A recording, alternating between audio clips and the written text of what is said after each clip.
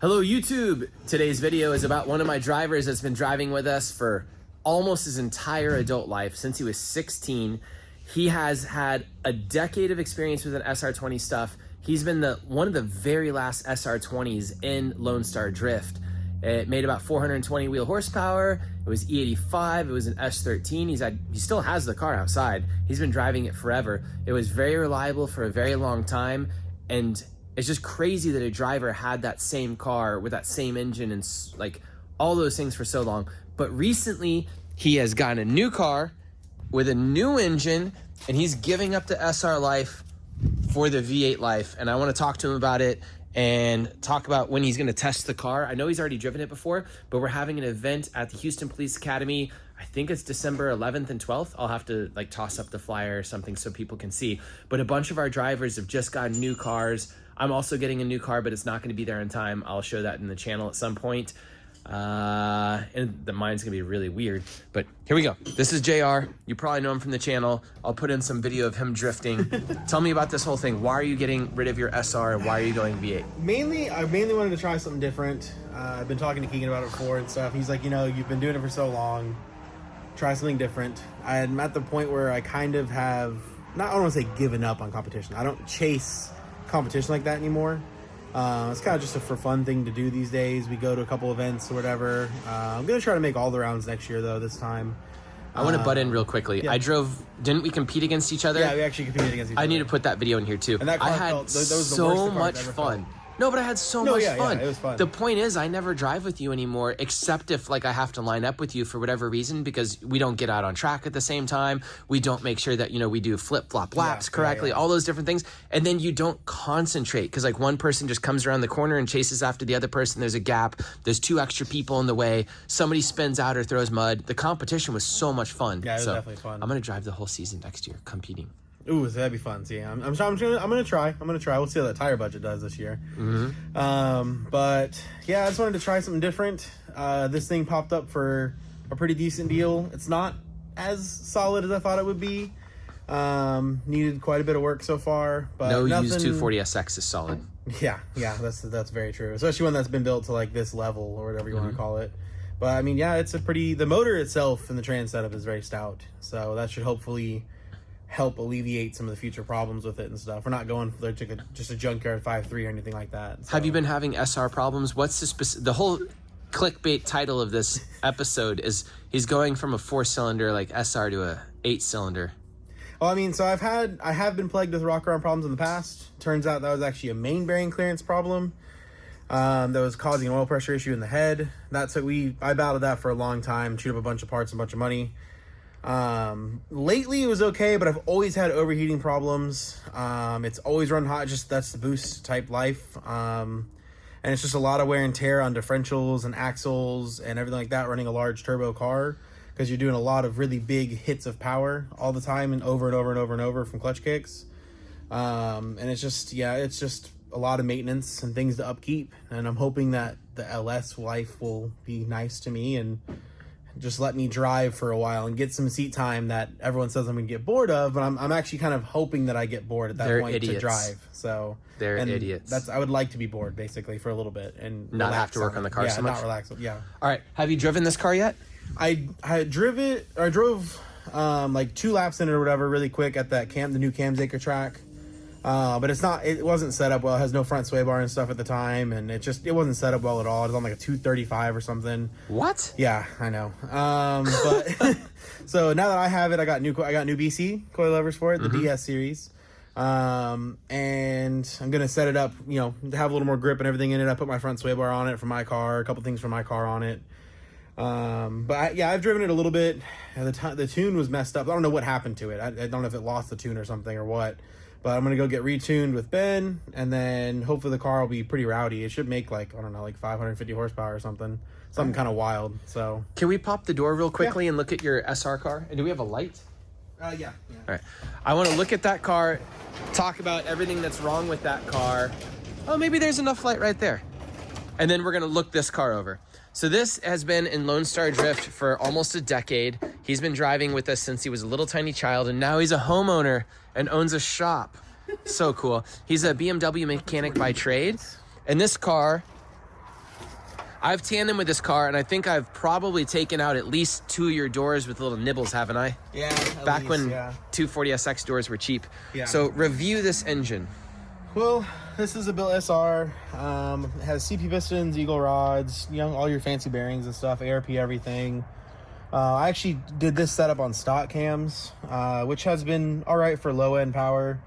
Running a Garrett GTX 3071. It's like a weird twin scroll, point, I think 6.3 or whatever. It's a really weird. I think you got that from me, didn't you? No, I got that one from you forever ago. I've gone through 2 turbos now. Okay. Like 2 extra ones since then. But that was, one of them, the motor was dying, so I ended up getting metal in the turbo. Oh, God. So run a filter in line with your turbo kits, especially on ball bearing setups. But yeah, it's got ID 1050Xs, E85, all your fancy supporting mods, except for it still has a very old vintage Pexi Power FC Commander. Those little guys are great. It's great, but it's definitely primitive tech. Yeah. You don't have all your safety cutoffs and all the things you have on the new cars. No, so. It's crazy how much better all the like new ECU Master stuff or any other like modern ECU is than the old ones. But the old ones were really good. Which was the plan. I was going to switch to an ECU Masters on this car for next year, but then I was like, let's try something else. And you can see down here in the corner, I don't know if you can see it on video, but like this whole, like that's like part of the frame and stuff. The car is like, oh, is that still bolted in? Literally falling apart. Wow. All the frame rails are separating and the coilovers are puking now. It's going to be for sale for 15 grand soon.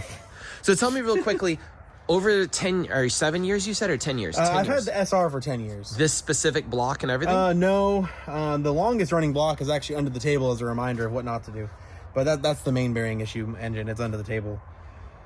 This engine I've had for like, I think right around 3 years now, maybe two and a half. How many engines have you had? How many failures have you had? What are those failures? Because like 2 or 3 turbos, for those turbos, they're $1,600 each. That's $4,500 or something in turbos. The first GTX that I killed, because they're both Gen 2s that I killed. Like the first one I killed was a Gen 2, and this one's a Gen 2 also. But that one I killed in like 3 events because of the motor. And obviously when I talked to Garrett, they're like, I mean, you can't warranty that.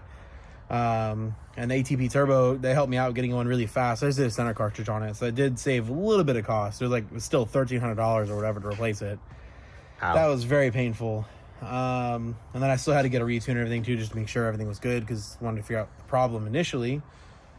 But yeah, no, I've had this SR I think for around 3 years. I've had at least, I've probably at least 6 or 7 in this car total in its life since I used to drive this car to high school. Oh wow, so, almost 1 a year then. Yeah, I've driven this car to high school and Holy stuff cow. too. And well, because one of those for a little while it was like one SR for a long time, then that one that just a couple like in rapid succession. Yeah, and then rapid succession kind of thing. When I first started, one of them was because I was an idiot as a kid, and if you buy like the eBay oil and water like coolant line kit, the fittings all work enough where you can actually flip-flop them. And we flip-flopped it and filled the whole damn thing with water. Oh, God. Which, we cleaned it all out and everything like that, but that motor was still very short-lived after that. And I'm sure that had something You made to a do with milkshake. it. Yeah, I'm sure that had something to do with it.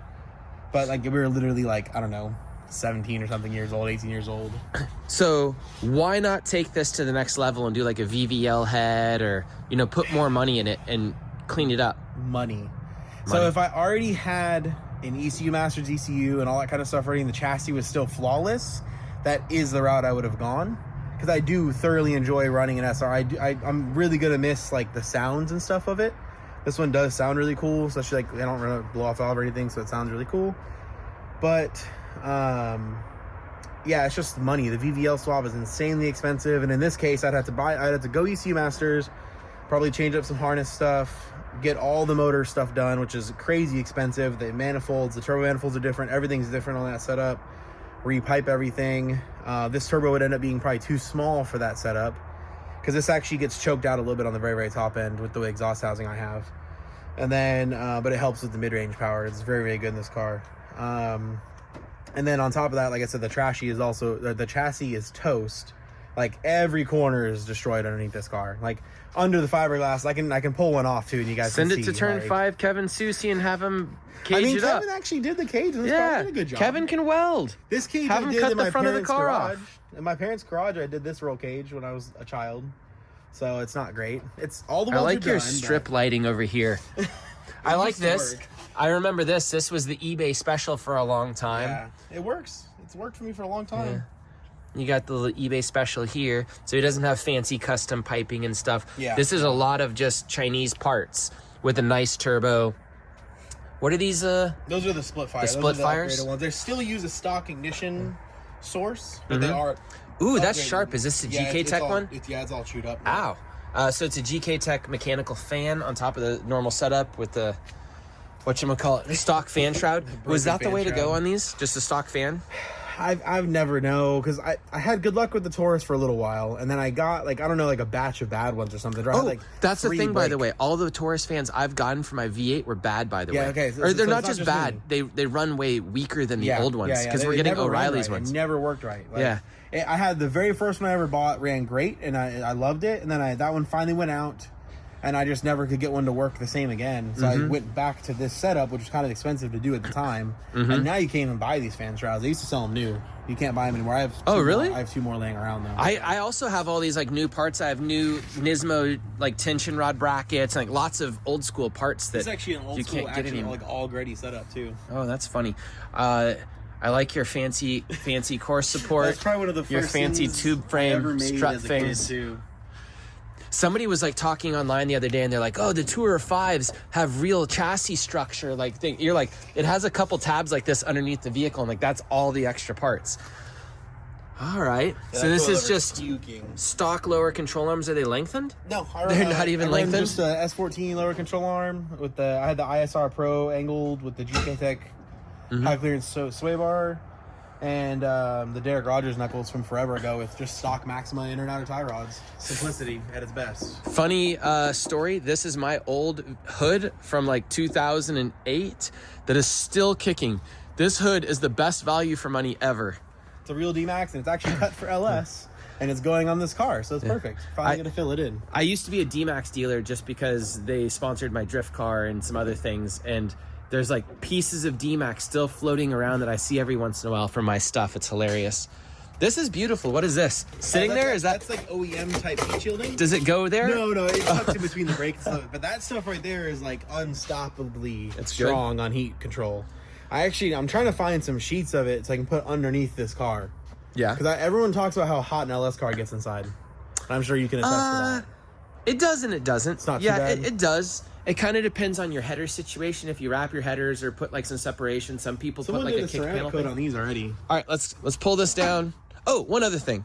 The interior's halfway in right now. I started taking some stuff out of it. This is just, can't really see too much, but I was just going to show, you've gotten your money's worth out of this car. Definitely. You've got a decade of enjoyment out of it. The car still could be rebuilt. Yeah, you could chop this car up and make it work again if you really wanted to. If you really wanted to. But, and who knows, maybe it will one of these days. Let's get warm. And his super fancy shop. Okay, so this is the replacement. It is an S13, so S13 to S13. Oh my God, is this an uncracked dash? It's nearly uncracked. It's oh, in good shape. No, it does have some There's cracks. a couple small ones in it. All right, so it looks like a nicer cage, is it? Yeah, it's actually a Susie cage, and he did pretty good. I'll give him that. Your turn 5 boy? It's a little turn 5 boy cage. Not bad. It definitely looks better than my garage-built high school cage. Who makes all these panels in here? I don't know. I guess is it all LRB? These LRB speed? And then Susie said this upper part, they brought him a cardboard template, and then they cut it out. We cut it out for them. Ah, okay. A firewall for the car. Let's see here. What else? I'm actually going to spend the time to remount these door panels so they don't rattle like that. I was noticing something. You have a relocated rack. Keegan and I were looking at this while you were coming in earlier, and it has extended control arms. Well, no, I was gonna say it has. Hey, lazy boy. Keegan's trying to show off over there with airbags. Oh, I totally didn't know I was doing airbags in the background. He's like, I didn't know that was limiter. Oh, my bad. All right. I was gonna say, this rack setup, since you don't have a crazy angle kit, it actually moves the tie rods into the wrong arc, if that makes sense. Yeah. You can see it from the video. Honestly, the tie rod should be moved in quite a bit, like with a crazy angle kit to get rid of that angle right there. And then he has, what is this engine? So this is, according to the previous owner, which I verified, he has receipts. He's going to get me and everything for it. Sorry, I'm getting Whatever. It's supposed to be a Texas Speed 408 stroker. Okay. So Is it aluminum block? It's a cast iron 6.0 block. Oh, okay, I was gonna say it looks painted. Yeah, it's the heavy one, you know. And I just put that new monster clutch on it. Remove the red paint because red is horrible in an engine bay. Don't do that. Black and silver is the only thing that belongs in an engine bay. And then it has a TIC Performance Stage 2 upgraded T56. Okay. Apparently with like a Viper shaft or something. The Magnum setup or whatever. Vaporized, whatever. The T56 Magnum. And it feels really smooth. I'm not sure if that's what that is. I've never driven a manual attention to transmission that smooth, so I'm really curious how it'll be. Mine's actually fantastic. I do feels have nice. like a built race car one, and I absolutely love my T56. The big problem with the T56s is people put short shifters on there that make them feel like garbage. See, this short so you shifter's just have smooth. Okay, I like if you like it. the short shifter on there, that's the biggest complaint I have I don't know of which them. one it is exactly, but it feels really good. I think it's the one they sell on their website. I'm guessing they sent it in, got it done, and bought that shifter at the same time. So apparently this came out of a You can go drive my roll car. race Camaro. I think I told you to go take my car around for a lap at the last I event. ended up getting around to it. Oh, well, anyways, I was going to say you should feel mine out. I love my transmission and mine and everything. My old T56 from a decade ago, I did not like. And then I went dog box, and then I really like my dog box. And then whenever anybody else would like drive it around in the shop or move it, it would break. Break it. Yeah. All right. So what else about this car? I mean, it's just... It looks just like a much cleaner starting point and everything. Yeah, I think that's part of the whole reason, because I bought the car for what it would cost me literally just to buy the LS stuff to put in the other shell that I have. I have another cage shell that I was going to originally build to replace this car with SR and everything still. But then this popped up from one of my buddies, and I was like, you know, I gotta try this thing out because of the deal. It's too good of a deal to not try it. Why didn't you go drive it for at least a couple events before pulling it apart?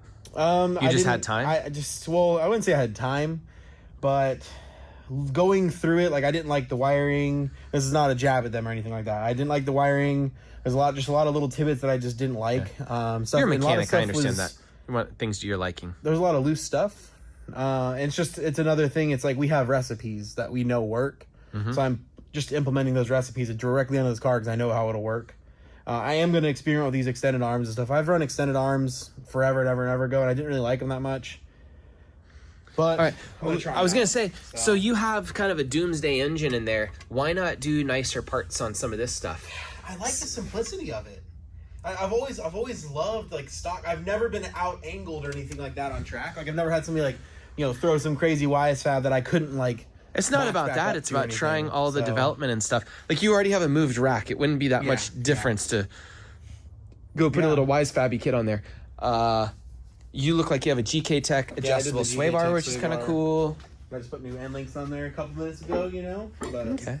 Well, I guess we've said a lot of stuff about this thing. it's hopefully it's supposed to be simple and hopefully it'll just work. It has Holly Yeah, EFI, simple. fancy dashboard. Simple. This all looks so this is simple. this is getting cut.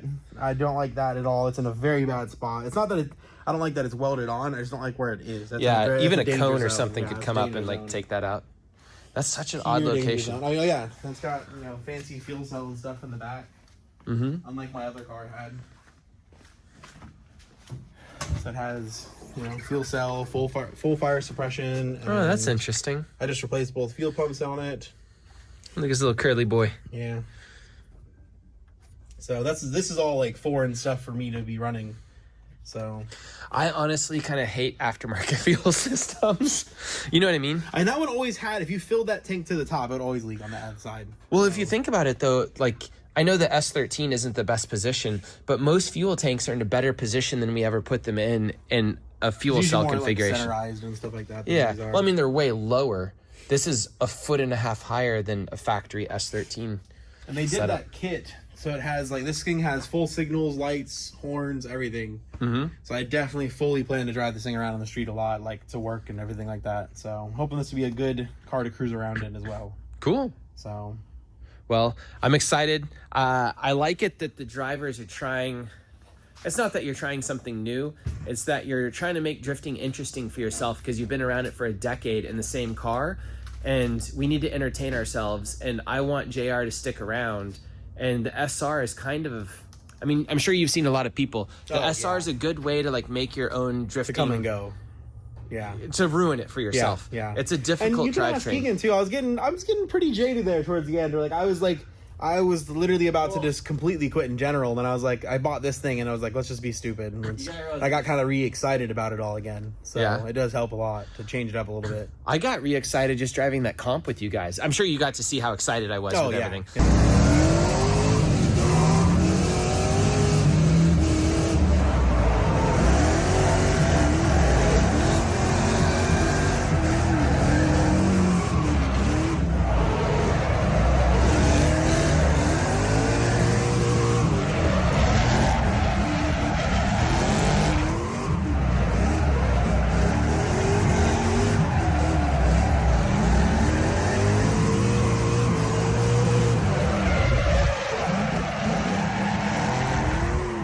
It was definitely fun. I get jaded too. I'm like, comps suck, even though I host them. But that's because I'm logistically doing it all, and that sucks the fun out of stuff. But I got to drive with everybody, and I had so much fun. And I knocked Harrison out. Fuck you, Harrison. No, sorry.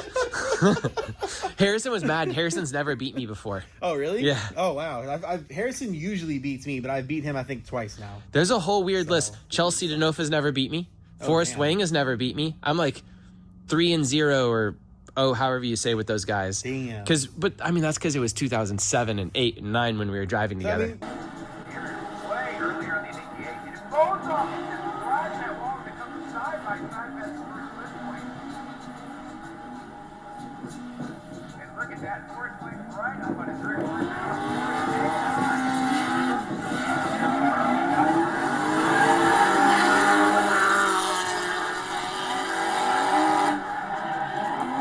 You can show some of our age. I mean, we used to go watch XDC and stuff at Texas Motor Speedway. Yeah. So I mean, we've been around it and in it for a very long time. So what is your 5-year plan? I mean, you built a shop for yourself. You've built a shop. I know that you're into bass boats and stuff. Yeah, I'm very, very big into fishing now. Me and my dad and my buddy Alex and stuff. We just got a new boat, and we've been fishing a ton. Like, my dad wanted to go out today really bad. But I was like, I have to get this car done before the event. I'm actually going to take a day off work next week to go fishing and stuff like that too. So, I mean, and part of my 5-year plan, definitely a lot of bass fishing tournaments. Will you still be drifting in 5 years? I mean, after building this car again, yeah, probably. At least like maybe not full seasons and things like that, but we'll be definitely doing, a couple events a year, having fun. Like, I don't go and take it all serious and all crazy anymore. And it's definitely made drifting a ton more fun for me than showing up to win. Like, if you show up to win, and some people love it. That's what they enjoy to do. But most people out there that show up just to win end up making themselves miserable, and they hate drifting because of it. So it's definitely a sport to have just for fun with your friends and enjoy your group of people. One thing for me is, I'll turn around the camera on me. Or I could put it on you and get your reaction. I'll do this. You're in the shot with me. You've been around for a lot of this.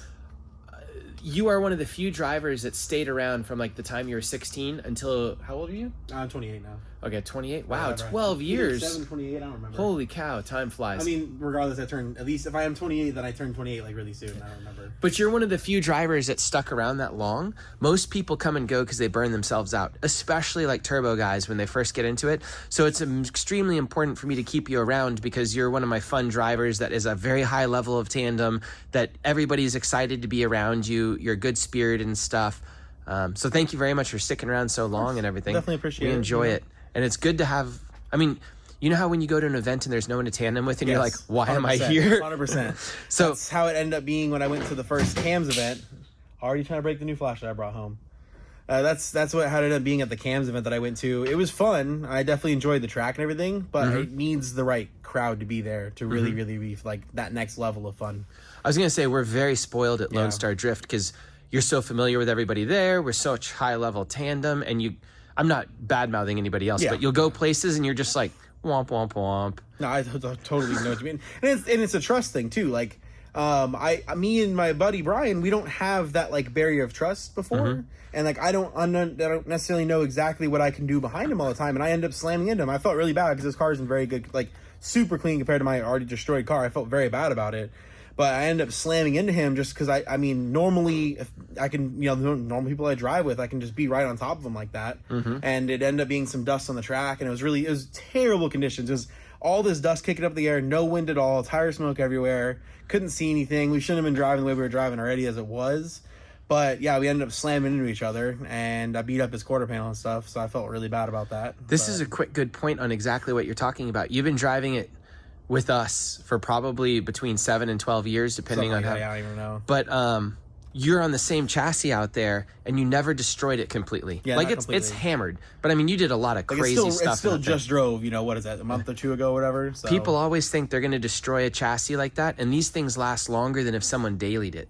That's crazy. You know, the thing is that saves it too is that we don't do concrete walls like everyone always begs for. Y'all want concrete walls until you have concrete walls. Trust me. I did a whole season of Nopi like that. Can you show me that? Is that SR available to like laugh at? I mean, yeah, we can try. Let's go look at that real quickly. It's just like tucked up under here, under like a partially wrapped. We're gonna laugh at one of your 7 blown motors. And you can see it was in the garage when we did our last paint jobs forever Drag ago. it out on your fancy smooth surface. All right. So how did this little guy die? A lot of people don't see. Well, if they watch Adam LZ's channel, they can see this crap all the time. I was trying to see. That's a sick burn. That was a good jab at Adam. I was confused at how he's having so many problems. Well, because you once can't you really start tell right having now. a You gotta, problem like, with take an it apart, engine like this, anything can start going, and you can have a repetitive problem. You know, like And that's how this one was. I spent a lot of money and time on effort on this motor. So basically, I put this thing together. It was running fine for, I think, like 2 or 3 events. This one, I had just put that GTX on with that new setup and everything on it. And all of a sudden, it started kicking rocker arms. Like, it'd be like 2 laps into the day, kick a rocker arm. And like that, nothing will make you want to quit your drifting. Oh, I got rid of showing up to like a Houston event and kicking a rocker arm in a day or something. I drove like up that. to St. Louis and kicked one first, like when the car was still in the trailer. Oh. You know what I mean? Like it kicked inside the trailer, and you're like, no, that's not it. So you mess with it for a while, and then finally you pull the valve cover, and you're like, you son of a bitch, I'm gonna kill you, car. So basically, like, so I tried another head. I tried the dual guide conversion. That didn't help. I tried different lifters. That didn't help. I tried rocker arm stoppers, no rocker arm stoppers. I tried everything. Like I said, completely replaced the cylinder head and everything. Only to come to find out the main bearing tolerance was off. And I learned this about the ACL bearings aren't perfect all the time. And I only really run like king bearings and stuff now. But the main bearing tolerance was a little too tight, so it's causing an oil pressure issue in the whole motor. So the whole thing was eating itself up really slowly. Because I don't drive these, like the SR cars, I don't trust them enough to drive them to work and stuff. Like it's just simply You won't get home. I don't want to put that kind of mileage on these motors because they wear stuff out really fast. The turbos and all that stuff, they don't like running that hard all the time. Like I live 80 miles round trip from work. I'm not about to drive an SR20 car there and back 3-4 times. Well, you're going gonna to be happy to hear we put that LS1 in my S13 in like 2007. And we ran the same setup till like 2012 or 14 or something. And even like swapping the engine between cars, and it never, you know, killed itself or did anything or had to be pulled, I don't think. Damn. Which is, if you're in SR life, that's 7 SRs and that's 1 LS. And that LS is still alive. And that was out of the El Camino from Formula D, if you knew that. That's the original El Camino. Obviously, we put rods and pistons and like took the supercharger off and stuff. But that's so cool. Yeah, this thing's all like, you know, rusted out and stuff now. But I would never, even after machining, I would never trust this motor to ever go back in a car again. That's why it's under a table. So Facebook Marketplace, here you come. even though this motor's worth a ton of money nowadays, but look at this. so this, Stroker V8. Like, you can kind of see some of it on the bottom of it. Oh, It has like some red paint. I do not know what they did with that. I'm gonna replace all that. So I'm still in the middle of cleaning that stuff. Yeah, I just don't like red RTV. Like doesn't belong on a vehicle. That stuff stresses me out. So, but yeah, you can see like some of the red still. This entire manifold is red. I don't know. I managed to get it. this all is the off, V8 so. life, though. Like the stock intake manifolds yeah. are literally the best manifolds you can get. They fit underneath the hood. Oh, it's so nice. Well, their options are crazy expensive too. Like this is apparently a ported like L76 manifold or whatever. So it helps make a little bit more power. It has like a 102 throttle body and stuff. But Right, but you can just get like, if you have the correct porting and stuff, the cathedral versus the... Yeah, I was going to say, I just have like an LS3 one on mine maybe, and I have a fast intake manifold on the other one, but the LS3 stock manifold makes more power than my fast. stuff like that, buddy because it's an old who fast. does like all my machine work and stuff like that. He was telling me that the fast ones really don't make more power than people think they do. There's this Richard Holdner or something like that channel. He does a lot of good videos. Go watch that guy. watched a lot of his he has stuff. so much good LS stuff. You watch everything and like he's testing all the intake manifolds. You're like, you're breaking all these companies' hearts. Like they're never going to sell another intake manifold again. One of the only manifolds that's worth it would be like the MSD Air Force, but it's like the gain. It's still not even like worth it though when you look at it. $1,200 for the intake manifold, and the gain is like maybe 10-15 difference of like a ported one of the stock ones. And not like, only that, these typically always more power throughout the entire power the band whole because power you have to band, match up that aftermarket one to like they're like, well, you have to rev it from 8 to 9 to do that. You're like, I'm not gonna. I forgot this thing has like fancy PRC heads with like dual valve springs and thick push rods and all that kind of stuff in it. PRC is all the Texas Speed stuff, correct? Yeah, they use all that stuff normally. That's like their in-house type stuff. You've got 2 weeks to finish this thing, and we're gonna be on track tandeming. I would have already had the engine in the car today. 2 weeks, but my oil pan showed up and came with nothing else to put it on the car. So we kind of got screwed there today. But yeah, I was originally going to hopefully have this thing running by like Wednesday, but that's not looking promising yet. So, all right. Well, this video is going to jump in front of a bunch of my Drift Week content just so I can get it out because it's going to be really easy to edit. And we will see this car in 2 weeks, and I will be tandeming with it, and there will be no reason for it not to be at the police academy. No, I'm going to get it done. And if anybody's out there and wants to come take a ride in my car, bring a helmet. You can take a ride in my car for free as long as I have time. I'm hosting the event a lot of the time, so I get busy. You're gonna take people for rides? Ride in my car. Oh, you're gonna have this at the Coda demo. Yeah, we're doing another Coda demo. My demo car too. Yeah, so sick. That's why I'm so pressed on going to test it at the December event. I want to make sure that it's good and that any sort of changes that need to happen, You're gonna be dailying this baby in the Texas snowstorm that's coming. We'll see. I gotta do all the paint and body work. That's the only thing I won't have done before the You're gonna be December doing event. 6-gear burnouts. I have to do all the paint and body work still. I'm gonna be just doing D-Max Type 3 again with all the idiot for taking stuff. It had a body pit all painted. You just added like $2,500 to your build. No, I already have all the kit stuff. I just gotta fix it all. I mean, there's my bumper up there. I gotta fix it. Oh, by the way, one of the sick things about V8s you're about to learn. There's no upping the boost. There's no changing turbos. There's no getting different turbo manifolds. You don't even look at parts. Once you put that thing in, you're never going to do anything except maintenance. Which would be nice. There's no buying parts. I've done, I think every single day that I've owned this car, and I've had this car, Keegan, how long now? Like not even a month yet? 3 weeks. Yeah, I've had the car for about 3 weeks. So I think maybe one day, other than every single day in the 3 weeks, I've ordered a part or two. Every single day to get this thing done. It's been an extremely expensive adventure, but still cheaper than building an entire car from scratch. Yeah. So, and this has nicer parts than I would have gotten. Like I would not have the Texas Speed motor with like good options is like $15,000. You would never buy that again. So, and the trans is like almost $3,000 just for the upgrades, not including buying the transmission. So things like that, are what make this.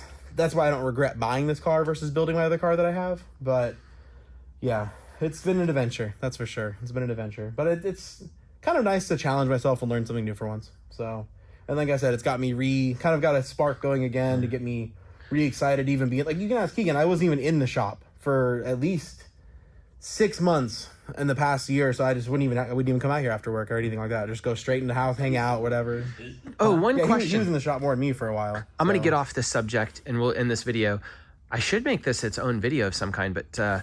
why an LS engine? Why an SR engine? You're a BMW master tech. Why not like an N54 BMW drivetrain or something that you can get everything from work? Why not use your expertise and modern BMWs to build something? Because that's what all the Europeans do. Ironically, my expertise of BMWs is engines. That's what I do there. I'm heavy line technician. So you're like, I will never use one. And the reason I work at BMW and why I quit Honda is because they're unreliable. No offense to BMW, but we love that. I mean... You got to look at their horsepower numbers versus, a Civic makes no power compared to just even a 550 BMW. So things like that, they wear out. They wear out a lot faster. They have, the twin turbo V8s and all that kind of stuff. I mean, the N63 engine basically bought me a house. So, and it's what paid for the house for 90% of its life. So, Jesus. Yeah. So he's going to be on LinkedIn tomorrow looking for a new job. They're going to fire me over it. BMW's like, nope. So we appreciate BMW for what they did, and their engineering skills or whatever you want to call it. But yeah, that's why I work for them. They're plastic engine parts. So yeah, they're plastic engine parts. But that's why I work for them and not Honda, Toyota, Lexus, whatever you want to call it. So you work at the most unreliable engine. Yeah, I would. I would only really work at here, Audi, or maybe Mercedes. I wouldn't work anywhere else. Obviously, Lambo, Ferrari, whatever, higher end stuff. But I would never work on like the reliable cars that are known for just doing oil changes and stuff all day, because that's what you do when you work there. I've already done it. I worked at Acura when I first started out, and all I did was maintenance all day long, and it gets very tiring. So, well, we will see this car in 2 weeks at the police academy. Let's go. No, I have to do it. Seizure time. And with that, thanks to all the sponsors, starting with Valino Tires, BC Racing Custom Coilover, Spec Clutch, GK Tech, NK Wheels, ECU Master, NRG, and What Monsters Do.